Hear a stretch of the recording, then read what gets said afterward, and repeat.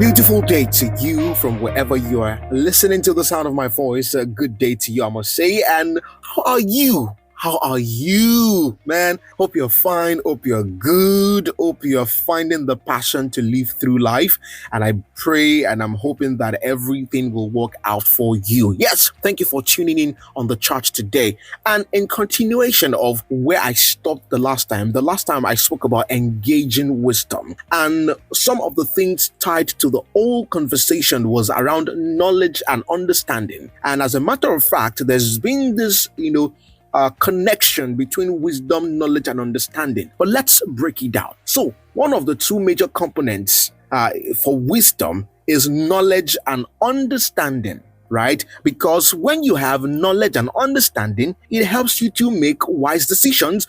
When over time accumulated makes you a wise person. It then shows that you have wisdom. But then what is knowledge? Let's break it down. Now, knowledge is the accumulation of facts and data through studying, research, investigation, observation, and even experiences. So we are seeing accumulation of facts, knowledge. So when you go to school, what you do is to go gain knowledge.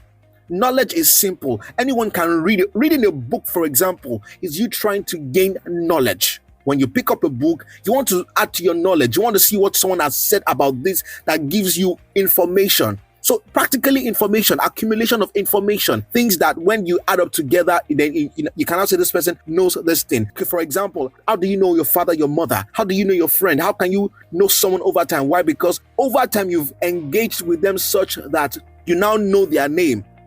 When you meet someone for the first time, you don't actually know their name. But when they tell you, when they tell you my name is, or when you ask someone, what is your name? And they say, my name is so, and so, then you now know their name. And information has been provided and it's been stored up somewhere. Now you know their name. That's knowledge, right? And you see, before I get into all of the deeper things, let's just break it down because I sense it that I should go deeper. But just before I get deeper, let's get straight into what understanding is, right? Understanding now is the capability and capacity to discern and make decisions about which aspects of the knowledge they have collected are true. So we are seeing here, let me read that to you again. Understanding is the capability and capacity to discern and make decisions about which aspects of the knowledge they have collected are true. So which means that it's not okay to just have knowledge. It's not okay that you have the information, the facts, the figures, and everything.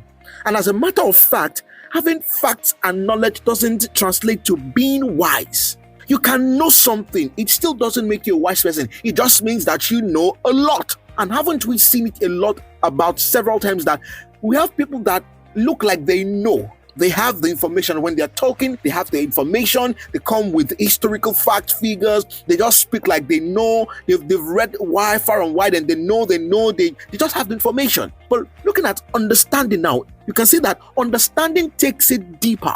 And by the way, it's so sad now that we live in a generation where we even have information flying around, but people don't even know. It's one thing that you know, but don't have understanding. It's another crazy thing for you to have information all around you and not have knowledge. But that's not where we're going today. We're trying to get understanding. We're trying to go deeper. We're trying to understand how to accumulate all of this together, mix it together to be able to become wise people. All right. Now, like I said earlier, understanding is the capability and capacity to discern and make decisions about which aspects of the knowledge you have collected is true. It is the ability to translate meaning from facts and to apply it.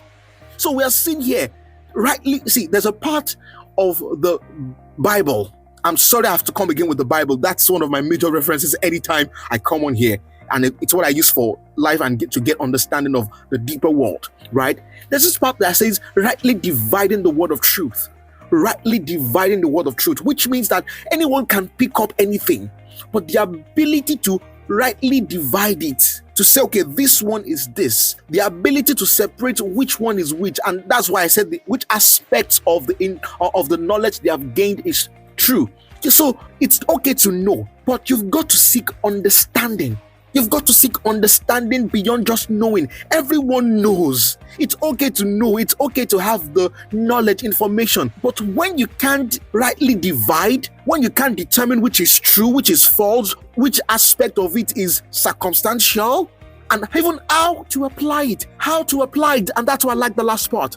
Ability to translate meaning from facts. Meaning from fact. Yes, this is a fact, but what does it mean and what is the implication? How do we apply it? How does this translate to, how do I apply this to my life that I begin to get results? And also, when we are to look at understanding, I have this saying, people with understanding are able to make or to mine meaning meaning out of information. Let me take that again.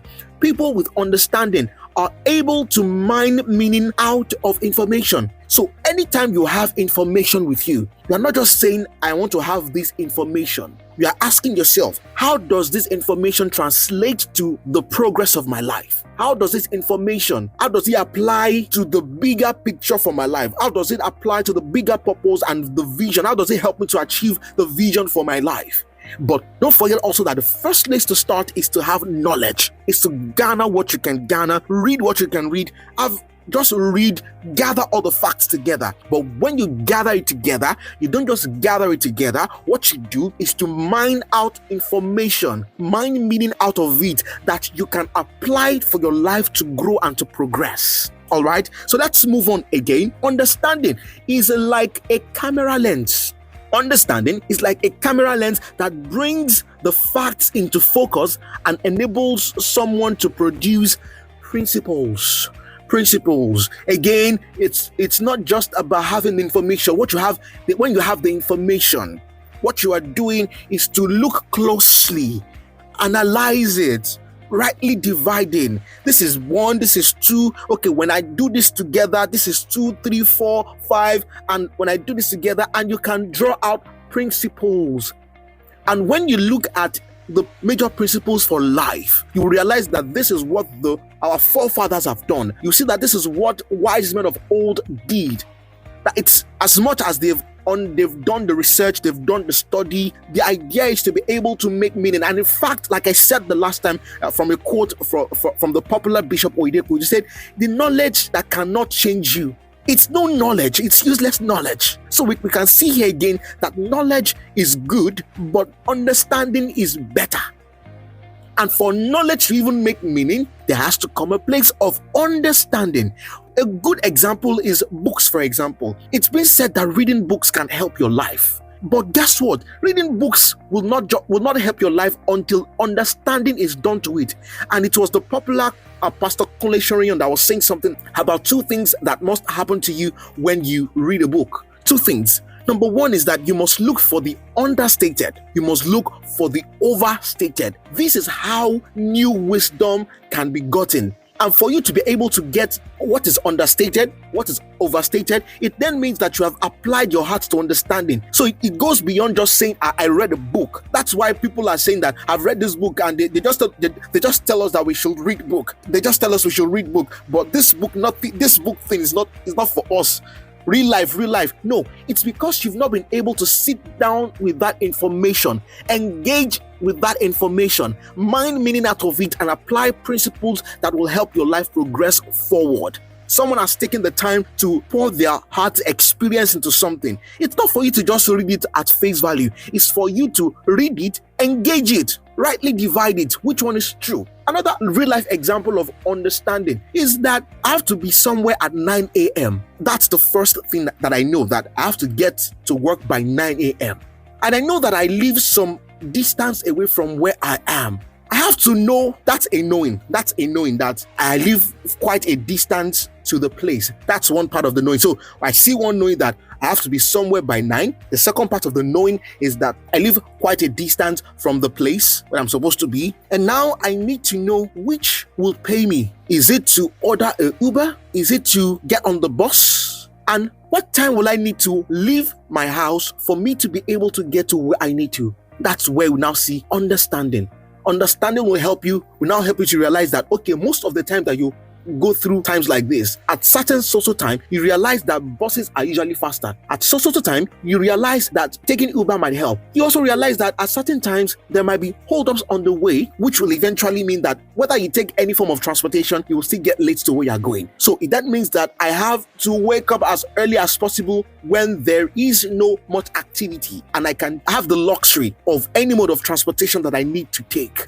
You can see how knowledge mixed with understanding helps me to achieve that result of getting to the place that I need to get to as at the time that I intended to get to the place. So understanding is critical. And like I said, when you mix all of this together, is how you can be wise. It's how you can be wise when you understand the place of knowledge and you take it up from there to the place of understanding, when you can mine meaning out of whatever aspects of the things that you have read or the things that you have acquired. Another place of understanding is the fact that someone may know about their past history, but understanding will help them to divide and to discern what is true, what is false, what must be done. Because I heard this thing about knowing your history, and I'm like, okay, yes, know your history. Is it just about knowing? No, it's about gaining understanding. And like we said here, that it's about discerning, being able to separate facts from fiction, being able to separate water from kerosene, being able to separate the oil from the crude. Information is the crude oil, but the petroleum jelly, the petrol, the gas, it's what you now begin to separate, because you understand that for you to be wise, there's got to be a level of understanding. And just like I said earlier, that I said that understanding is like a camera lens that brings the facts into focus and enables someone to produce principles. So how do you gain understanding? Someone is asking. Understanding is gained from the place of engaging with knowledge through meditation. What do I mean? Now you know about something. Don't just know. Sit with it. Question it. That's what I call engaging.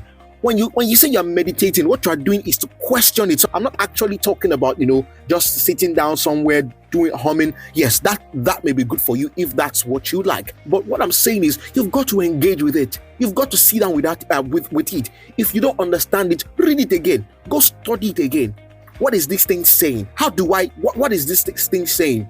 What have people said about this? And this is why I love the concept of literature review. You've got to see what others have written about it, what someone has said about it today, what you can look out for it. And like I said, when you read a book from what Pastor Kunle Shorian taught us, that when you read a book, you must look out for the understated and the overstated. And how you do that is when you engage with it, when you're not just reading just because you want to read, but you're reading it as a matter of fact to draw out facts, to separate the wheat from the chaff, so that you can draw out principles that you can now apply to your life and circumstances that helps you to get the best of results for your life, right?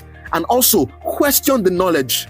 Someone has said something, question it. Is this actually true? When we look through ages, when we look through age, when we look through time, is this constantly true? Or is it true for one? Is it true for me? And that's what we must do. And it's so sad that we live in a generation where people don't get to question certain things.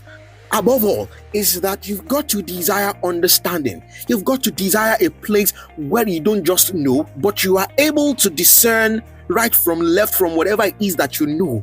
So knowing is good, but understanding is better.